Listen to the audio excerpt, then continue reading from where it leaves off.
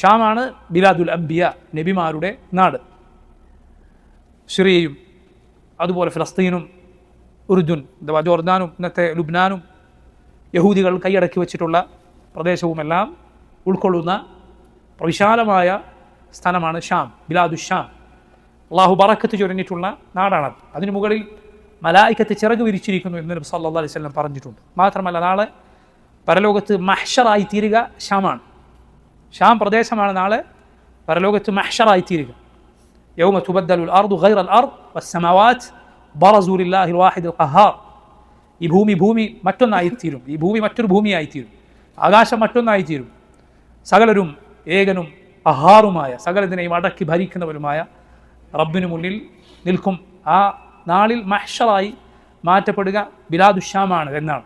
സുബ്ഹാനല്ലാഹ്, ഇത് നബിമാരുടെ ഭൂമിയാണ്. മഹബിത്തുൽ വാഹി, അള്ളാഹുവിൻ്റെ വാഹി ധാരാളമായി ഇറങ്ങിയ അള്ളാഹുവിൻ്റെ അംബിയായിൻ്റെ ഭൂമിയാണ്.